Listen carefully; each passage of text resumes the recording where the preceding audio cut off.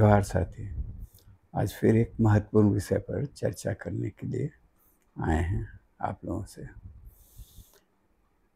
उम्मीद है कि आप वीडियो को पूरा देखिएगा शुरू से अंत तक। कोशिश करेंगे कि संक्षेप में ही अपनी बात आपके सामने रखें। इस पर चिंतन जरूर कीजिएगा और हो सके तो चैनल को लाइक और सब्सक्राइब कीजिए। चलिए बात शुरू करते हैं। टीएसी की बैठक हुई थी हाल में और उसमें कुछ फैसले लिए गए हैं सरकार ने। हम बात यहीं से शुरू करेंगे कि टीएसी की बैठकों में जो फैसले लिए जाते हैं हमेशा वो सही ही हो यह ज़रूरी नहीं है। इस बात को दिमाग से निकाल लीजिए कि वहाँ तमाम लोग आदिवासी समाज के हितैषी ही हैं, ये ज़रूरी नहीं है। कि सब कुछ निर्भर करता है मानसिकता पर, कैसा दिल दिमाग बदल रहा है समय के साथ लोगों का। उसका एक ही कई फैसले हुए हैं उसमें और सब पर होगी विमर्श होगा जनता के बीच, लोगों के बीच, सोशल एक्टिविस्टों के बीच। उस पर नीतियाँ बनेगी, उसका कैसे किसका समर्थन हो किसका विरोध हो ये तय करेंगे।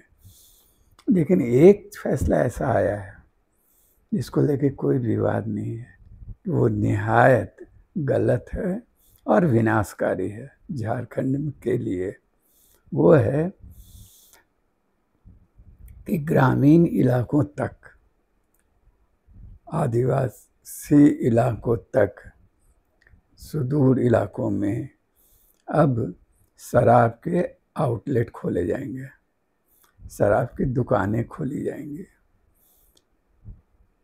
उससे राजस्व का लाभ होगा, राजस्व बहुत मिलेगा सरकार को, ये मूल भावना है।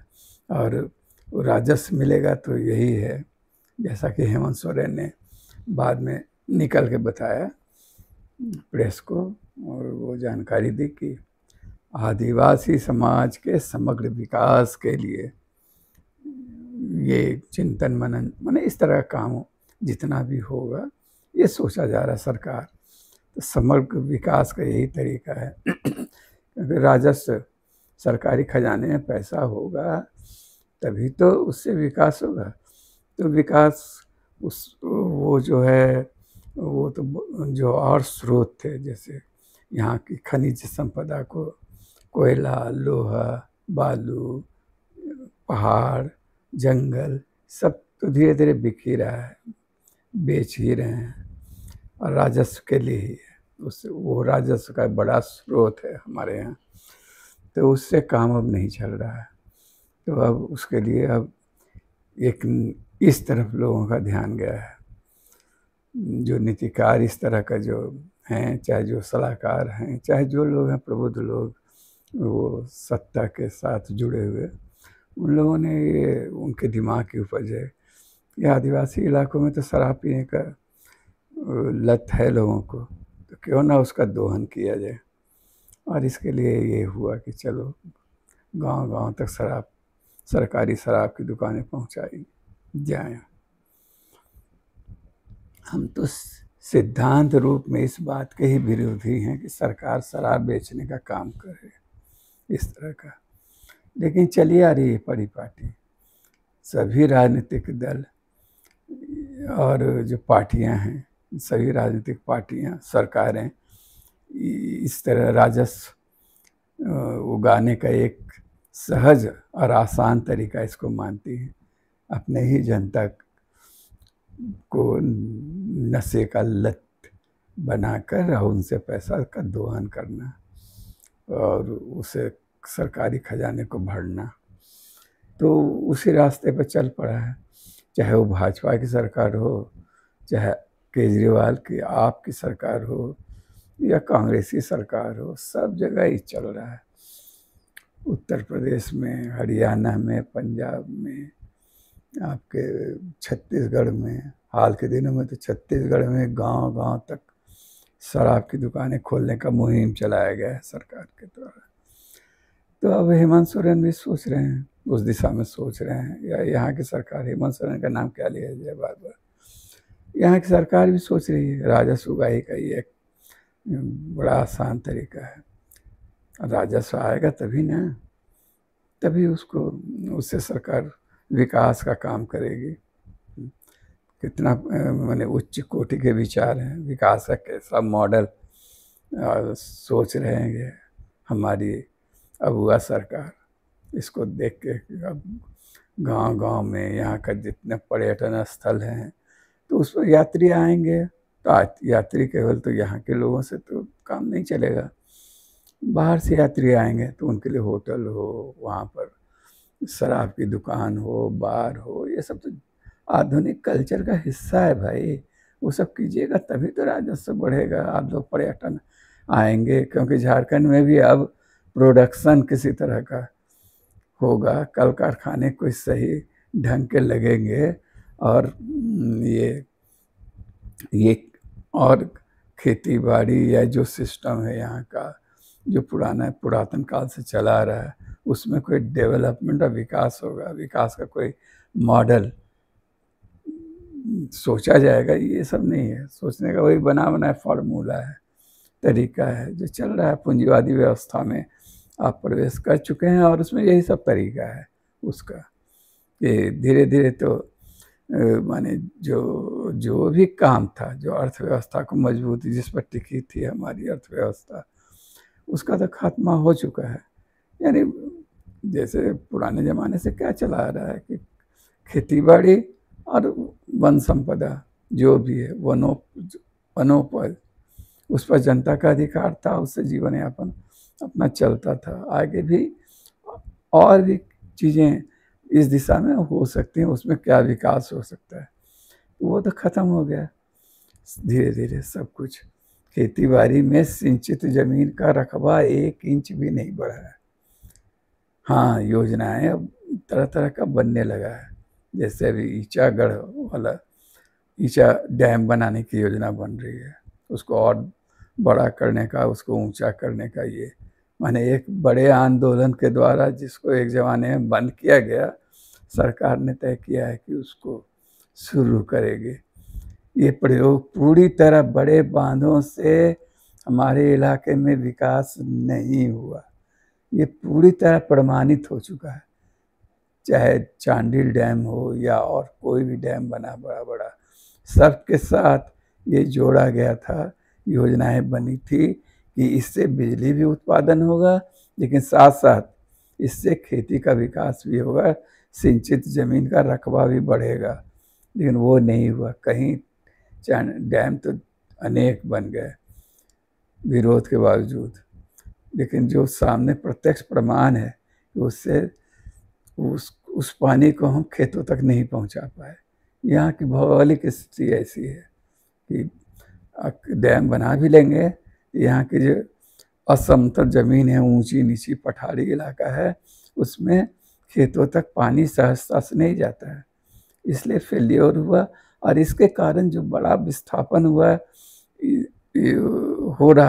हुआ है सबसे ज़्यादा झारखंड में, तो उसका विरोध हुआ। उसी के क्रम में ईचा को बंद कराया था लोगों ने, अब उसको चालू कराया जाएगा। तो इस तरह के फैसले हो रहे हैं जन विरोधी। लेकिन चलिए, तो वैसे ही दिमाग की उपज ये भी है कि राजस्व बढ़ाने के लिए विकास का मॉडल यही है कि चलो शराब पिलाओ लोगों को। शहर में तो ठीक है, अभिजात तबका है, चाहे मिडिल क्लास है, वो उसके आमदनी का स्रोत है अपना, नौकरी पेशा लोग हैं या और भी बिजनेस करते हैं या जो भी काम करते हैं, मध्यम वर्गीय वर्ग। अब वो लोग अपने लिमिट में लोग पीता भी है, अपना पिया जो भी है, और अपना ठीक है, सरकार बेचती है उसको और उससे आमदनी होता है। लेकिन उससे वो काफ़ी नहीं है, काफ़ी है जो समझदार लोग हैं, इस दिशा में सोचने वाले, उनके दिमाग में आया कि भैया ये तो आदिवासी समाज तो को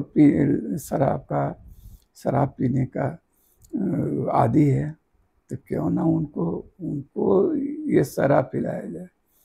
क्योंकि परंपरागत ढंग से जो अपना शराब थोड़ा बहुत बनाते हैं, देवता को चढ़ाते हैं और पीते हैं, यानी हड़िया, उससे सरकार को क्या लाभ है? उससे तो सरकार को तो लाभ है इससे कि ये शराब पिए लोग।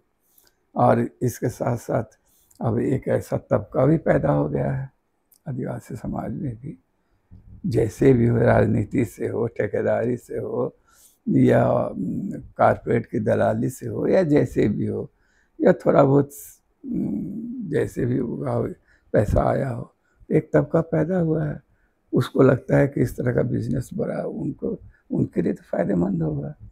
यदि दुकानें खुलेंगी तब उसके लिए आंदोलन होगा, या सरकार कह भी रही है कि उसको आदिवासी लोगों को ही मिलेगा।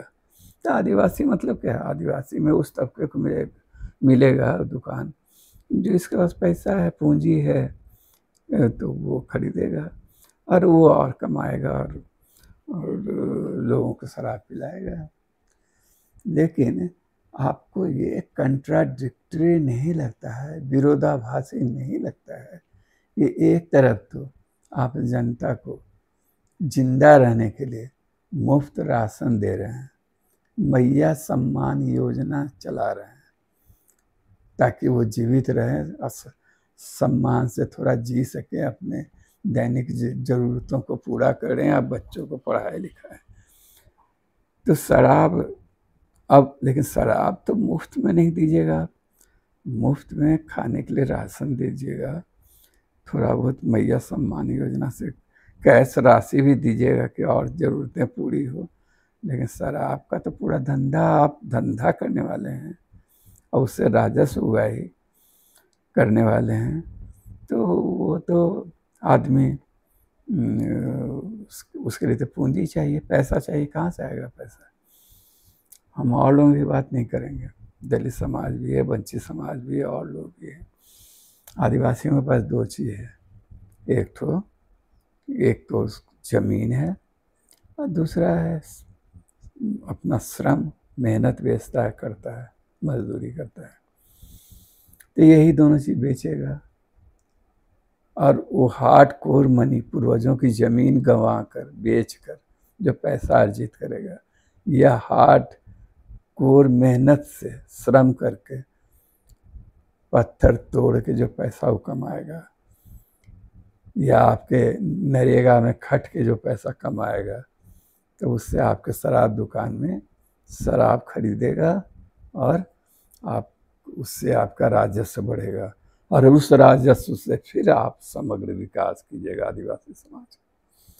नियत साथी केवल ये है, एक गहरा षड्यंत्र ये है कि दो बातें हैं, एक तो परंपरागत रूप से जो आदिवासी समाज में चला आ रहा है पेय पदार्थ यानी हड़िया, जिससे शरीर को कम से कम क्षति पहुंचती है और जिसके लिए कम से कम उसको खर्च करना पड़ता है, ज़रूरत के लिए अपने हिसाब से, अपने मौके बेमौके, पर्व त्यौहार से लेकर अन्य दिनों के लिए वो घर में ही बना लेता है थोड़ा बहुत, और वो उसका व्यावसायिक रूप नहीं हो सकता है। आपको उसको ख़त्म करने के लिए एक ज़माने में महुआ शराब का प्रचलन बढ़ाया गया, और कौन लोग बढ़ाए ये सभी जानते हैं। बाहर से आए जो यहाँ जो अकाल के वक्त बंगाल से भाग कर जो मंडल, सूरी या उस तरह की जातियाँ आई थी यहाँ इस इलाके में, और उन लोगों ने जो महाजनी शोषण किया था, इतिहास लिखा है उसी महुआ शराब के द्वारा। ये पूरा आपको यदि जानना समझना होगा तो वो मेरी किताब समर से पढ़िएगा, उसमें बहुत विस्तार से इस पर चर्चा हुई है, किस तरह से आदिवासी बेल्ट में महुआ शराब को लादा गया था।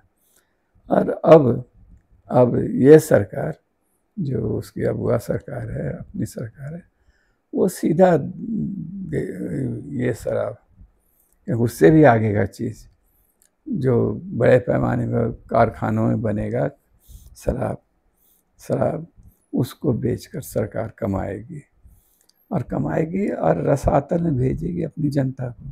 नशे में बुत होंगे और ज़्यादा वो होंगे, जब सुध बुध खो बैठेंगे तभी तो वो जमीन लूट का को और जो खनिज संपदा की लूट हो रही है, कारपोरेट को सब कुछ दे देने का जो ललक पैदा हो रहा है सत्ताधारी तबके में, क्योंकि उससे बड़ी कमाई होती है। केवल जो राजस्व के रूप में और इसके रूप में आता है वो नहीं, व्यक्तिगत फायदे भी हैं नेताओं के, सांसदों और विधायकों के। इसीलिए तो ज़्यादातर लोग कोई अदानी अंबानी और इस तरह के कारपोरेट घरानों का विरोध मुख्य रूप से करता सुने हैं आप? नहीं, कोई नहीं करता है। थोड़ा बहुत करता है, उसका सेटिंग करती है, हो जाता है, उसके बाद फिर सब अदानी को देख ही रहे हैं ना, जमीन तो मिलता जा रहा है। गोड्डा में कारखाना छोटा नागपुर टेनेंसी एक्ट का उल्लंघन कर हजारों एकड़ उनको दे दिया गया। सब यहाँ के लोगों के, यहाँ के राजनेताओं के मिली भगत से ही होता है। तो जनता प्रतिरोध करती है तो अच्छा है, तो उसको शराब के नशे में डुबो दो, बस यही है। और खोखला आर्थिक रूप से कर दो, उनका सर्वस्व जो थोड़ा बहुत बचा है लूट लो, उसके लिए ही ये कहा जा रहा है। और यही विकास दृष्टि है कि और तो कुछ बचा नहीं। तो यहाँ पर्यटन स्थल का विकास करना है, यात्री बाहर से आए तो उनके लिए सुविधाएं मुहैया करनी है। जो पर्वतीय क्षेत्र है, चाहे जहाँ भी इस तरह का चीज़ें हैं, थोड़ा प्रकृति जहाँ पर मेहरबान ज़्यादा है वहाँ यही हो रहा है। वहाँ मसूरी हो, शिमला हो, माने पूरा उत्तराखंड में चले जाइए या यहाँ चले, झारखंड हो, चाहे दक्षिण भारत में भी कुछ ऐसे इलाके हैं जहाँ विकसित किया जाता है इस तरह का पर्यटन स्थल उसमें। और उसके लिए उसको ध्यान में रख के बहुत सारी योजनाएं अब बनने लगी हैं। हो सकता है अभी पूरी टीम गई थी विदेश यात्रा करके आई है, वहाँ विकास का मॉडल नया समझने, सस्टेनेबल क्या कहते हैं, डेवलपमेंट, हाँ समझे ना। तो उसका ये सब हुनर सीख के वहाँ से लोग आए हैं कि पर्यटन स्थलों का विकास किया जाए। अब पर्यटन स्थलों के विकास के लिए शराब की दुकानें खोली जाएं, बार बनाए जाएं, बाद में बार गर्ल की भी ज़रूरत पड़ेगी, बार डांस भी होगा, सब कुछ होगा। पूंजीवादी व्यवस्था में विकास का यही तरीका है, तौर तरीका है, वही ये सरकार भी अपनाएगी। लेकिन बस थोड़ा सा कभी कभी सोचना चाहिए कि आपको विरोधाभासी नहीं लगता है कि एक तरफ जनता को जिंदा रहने के लिए मुफ्त राशन आप देने की योजना चलाते हैं, मैया सम्मान योजना के द्वारा कैश मनी देते हैं ताकि वो अपने बच्चे को पढ़ा लिखा सके, और फिर एक गहरा षड्यंत्र ये करते हैं कि जो भी कमाई, जिस तरह से भी पैसा यदि आदिवासी जनता के पास आता है तो उसको शराब बेचकर उससे छीन लिया जाए। लानत है और कुछ नहीं कहा जा सकता है। धन्यवाद साथी, जोहार।